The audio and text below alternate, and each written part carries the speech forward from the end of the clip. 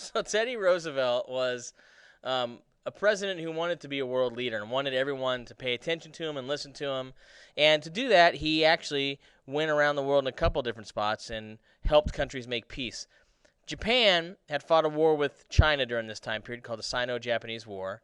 And to give you an idea of who would win this war, here's what the Chinese army looked like during this period. Still on horseback, still using cannons like we did during the Civil War. And here is what the Japanese looked like on modern ships. So this was a war of technology of which the Japanese destroyed the Chinese. It surprised everybody because you can see this picture that Japan is much smaller than China in size and population, yet because of the technology they had, they beat China, which shocked a lot of people. When Japan and Russia were about to go to war after the Japan-Sino War, Teddy Roosevelt stepped in, worked out a peace treaty, and avoided war. So he was already throwing his weight around, showing that he could be a world leader. After Roosevelt, and we'll get back to Roosevelt when we talk about the Progressive Era, but after Roosevelt, his protege, William Howard Taft, was elected. William Howard Taft had a policy called dollar diplomacy, and that was to invest money in other countries, and that investment would make those countries richer and would stabilize those countries and make them more accepting of democracy. It was a very expensive policy. In many countries, we invested money and lost that money, and our influence was actually causing poor people to look at us as the oppressors and rebel against both us and the people who were running the country. So this is a policy that worked some places and didn't work other places.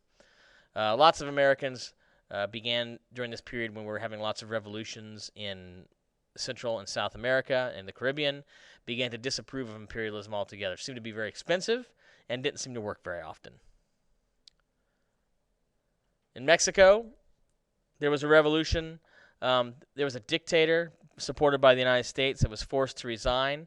In his place, there was a new president. The new president was arrested by the military and then killed by the military, and this left a power vacuum.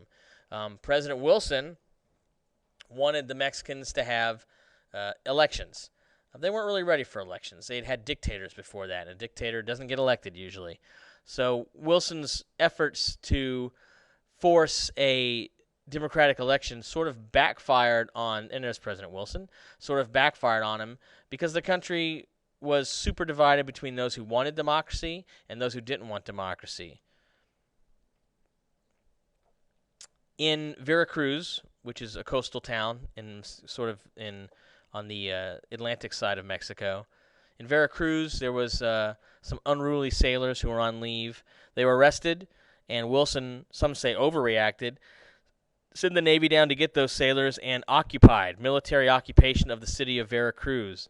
This led to reprisal attacks by a sort of folk hero in Mexico named Pancho Villa, who you can see right here leading his troops. And he began to raid into U.S. towns around the borders of Texas and back into Mexico.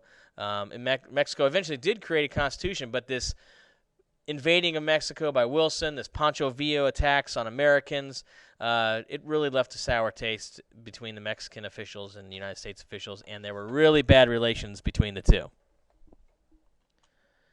right, lastly, there is an anti-imperialist, people who did not like imperialism. Some said that it wasn't fair for us to practice imperialism, that liberty wasn't just an American ideal for Americans. Liberty should be for all people of the world, and we were not allowing people in other places that we occupied exercise their liberty. People saw that where our flag flied in the Philippines and Hawaii and Cuba, that we didn't treat them as citizens of the United States. We treated them as lesser citizens, and they didn't have all the rights of Americans, and that's not right. People also began to say that, hey, we can't force these countries to be democracies. They're not ready to be democracies yet, and they're probably right about that. Some also thought there was racism behind imperialism, and some just thought it was too darned expensive. So, we'll come back to finish this lecture at the beginning of the next lecture, because I don't want to go over 10 minutes. So that's the end of this lecture.